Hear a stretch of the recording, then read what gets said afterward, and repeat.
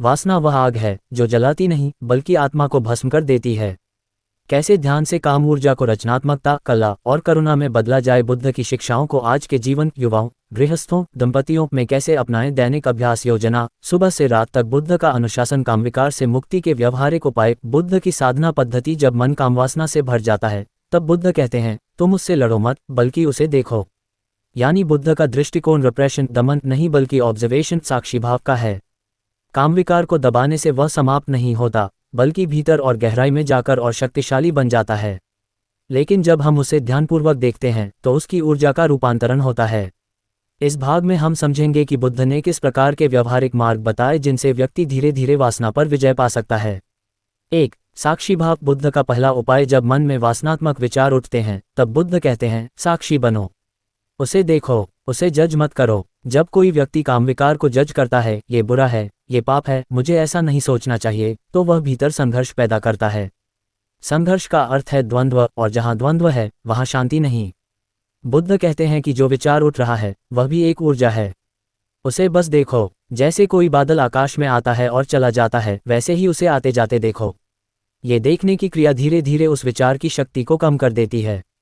वह विचार टिक नहीं पाता क्योंकि तुम उससे जुड़ते नहीं।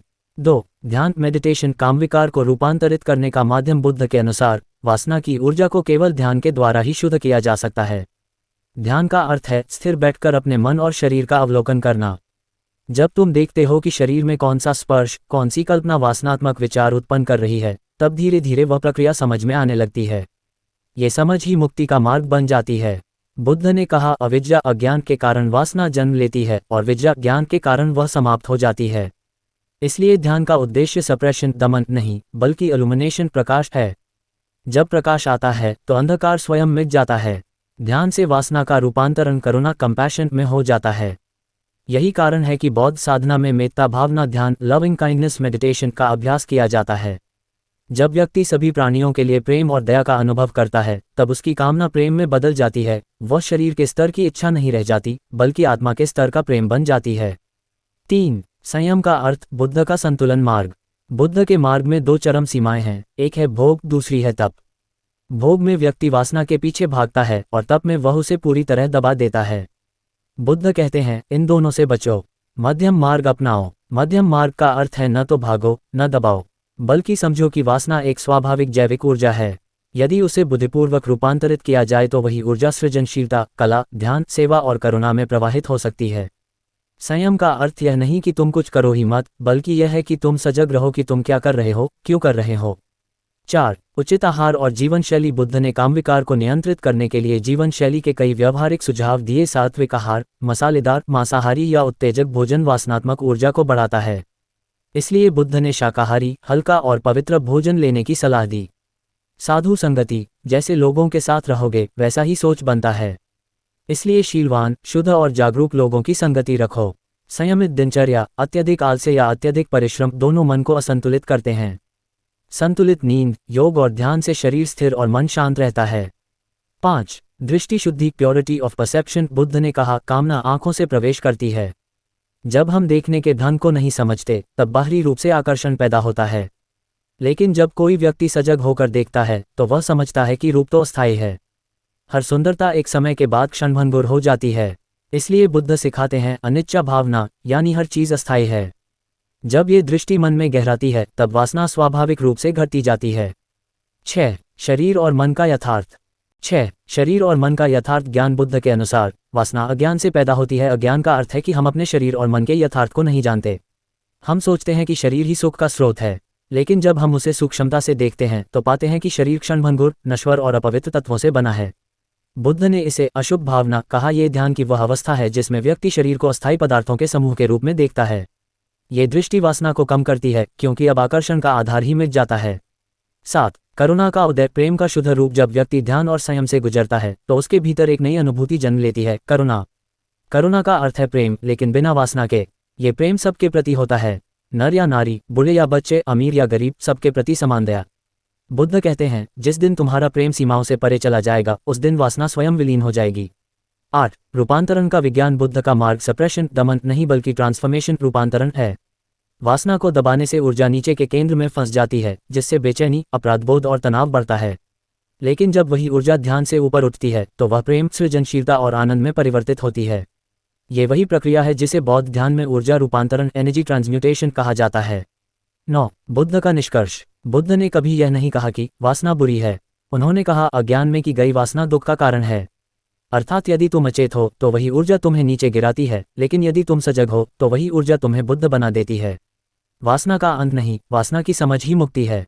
कामविकार से मुक्ति का अंतिम मार्ग, बुद्ध का पूर्ण समाधान। इस अंतिम भाग में हम जानेंगे कि भगवान बुद्ध ने वासना, कामविकार से मुक्ति पाने के लिए मनुष्य को कैसा जीवन जीने की सलाह दी। बुद्ध का मार्ग किसी एक दिन का चमत्कार नहीं है, ये धीरे धीरे जागरूक होने की यात्रा है। वासना को जीतना, दबाना नहीं है, उसे समझना, रूपांतरित करना और पार जाना है। बुद्ध ने कहा, जो स्वयं को जानता है वही कामना से मुक्त होता है। अब देखते हैं बुद्ध का वह गहरा विज्ञान जिसके द्वारा मनुष्य अपनी काम ऊर्जा को ज्ञान ऊर्जा में बदल सकता है। 1. वासना से पलायन नहीं, वासना की समझ। बुद्ध का पहला संदेश है, वासना से भागो मत। जो उससे भागता है वही उसके जाल में फंसता है। वासना का स्वरूप देखने योग्य है। यदि हम सजग होकर देखें कि जब यह विचार उठता है तो हमारे मन में क्या घटता है, कैसे शरीर में उत्तेजना आती है, कैसे कल्पनाएं मन में घूमने लगती हैं, कैसे आकर्षण धीरे धीरे बेचैनी में बदलता है, तो समझ आती है कि यह सब अस्थायी तरंगें हैं। जैसे ही ये देखने का अभ्यास बढ़ता है वैसे ही इन तरंगों की शक्ति कम होने लगती है। दर्शन ही उपचार है। बुद्ध कहते हैं, जब तुम कामना को पूर्ण रूप से समझ लोगे तब वह अपने आप समाप्त हो जाएगी। ये समझ किसी ग्रंथ से नहीं आती बल्कि निरंतर सजग रहने से आती है। 2. सजगता, माइंडफुलनेस। मुक्ति का द्वार, कामविकार को जीतने का सबसे बड़ा उपाय है सजगता। जब भी तुम्हारे भीतर कोई विचार, कल्पना या भावना उठे उसे बिना निंदा किए देखो। बुद्ध ने कहा, सजग रहो। सजगता मृत्युहीनता का मार्ग है। सजगता का अभ्यास दिन भर किया जा सकता है, चलते समय, खाते समय, बोलते समय, सोचते समय। जब तुम हर क्रिया में जागरूक होते हो तब अचेतनता, जहां वासना जन्म लेती है, समाप्त हो जाती है। और जब अचेतनता समाप्त होती है तो वासना की जड़ खुद सूख जाती है। 3. ध्यान का अंतिम उद्देश्य, रूपांतरण। बुद्ध के अनुसार ध्यान का सर्वोच्च उद्देश्य वासना को दबाना नहीं बल्कि उसे करुणा, प्रेम और प्रज्ञा में बदल देना है। जैसे भाप को टरबाइन में डालकर ऊर्जा उत्पन्न की जाती है, वैसे ही वासना की ऊर्जा को ध्यान में डालकर ज्ञान उत्पन्न होता है। इसलिए बुद्ध ने ध्यान के 3 स्तर बताए। 1. शमत, समता, मन को शांत करना। 2. विपश्यना, विपसाना, चीजों को जैसा है वैसा देखना। 3. प्रज्ञा, प्रज्ञा, सच्चा ज्ञान प्राप्त होना। जब कोई साधक इन तीनों अवस्थाओं में प्रवेश करता है तब उसकी वासनाएं धीरे धीरे बुझ जाती हैं। न दबाने से, न लड़ने से, बल्कि समझ से। 4. प्रेम बनाम वासना।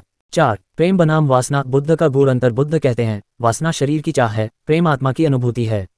वासना चाहती है मैं तुझे पाऊं, प्रेम कहता है तू सुखी रह। वासना स्वामित्व चाहती है, प्रेम स्वतंत्रता देता है। वासना में केंद्र मैं होता है, प्रेम में तू। बुद्ध का मार्ग वासना को नकारता नहीं बल्कि उसे प्रेम में रूपांतरित करता है। जब तुम प्रेम करना सीख लेते हो बिना स्वामित्व के, तब वासना स्वयं रूपांतरित होकर शुद्ध प्रेम बन जाती है। 5. अष्टांगिक मार्ग, संयमित जीवन का सूत्र। बुद्ध ने वासना पर नियंत्रण के लिए आर्य अष्टांगिक मार्ग बताया। ये जीवन का ऐसा मार्ग है जो शरीर, वाणी और मन तीनों को शुद्ध करता है। 1. सम्यक दृष्टि, संसार के अस्थायी स्वभाव को समझना। 2. सम्यक संकल्प, अहिंसा, करुणा और संयम का निश्चय रखना। 3. सम्यक वाणी, असत्य, कटुता और अश्लीलता से दूर रहना। 4. सम्यक कर्म, कामविकार, हिंसा और चोरी से बचना। 5. सम्यक आजीविका, ऐसा पेशा अपनाना जो दूसरों का शोषण न करे। 6. सम्यक प्रयास, बुरे विचारों को हटाने और अच्छे विचारों को बढ़ाने का प्रयास। 7. सम्यक स्मृति, हर क्षण सजग रहना। 8. सम्यक समाधि, ध्यान की गहराई में स्थिर होना। जो इस मार्ग पर चलता है उसकी वासना धीरे धीरे मिट जाती है क्योंकि उसके जीवन में स्पष्टता और अनुशासन आता है।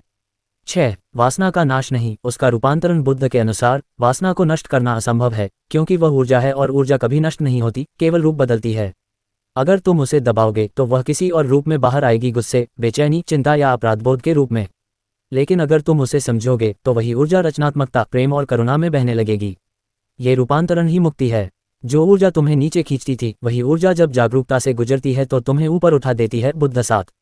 वास्तविक ब्रह्मचर्य, मन की शुद्धता। बुद्ध का ब्रह्मचर्य केवल शरीर का संयम नहीं है बल्कि मन की निर्मलता है। यदि मन वासना में उलझा है तो बाहरी संयम का कोई अर्थ नहीं। सच्चा ब्रह्मचारी वह है जो हर स्त्री पुरुष में आत्मा को देखता है, न कि शरीर को। जब दृष्टि बदल जाती है तब संसार बदल जाता है। तुम वही देखने लगते हो जो शुद्ध है, न कि जो उत्तेजक है।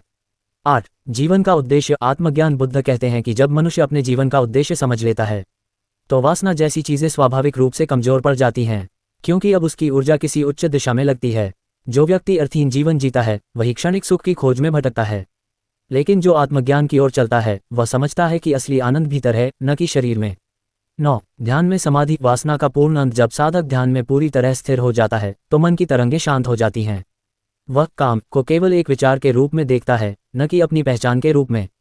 इस अवस्था को बुद्ध ने कहा निर्वाण, जहाँ कोई आग नहीं जलती, कोई इच्छा नहीं बचती। यह अवस्था वासना से नहीं, बल्कि साक्षी भाव और करुणा से उत्पन्न होती है।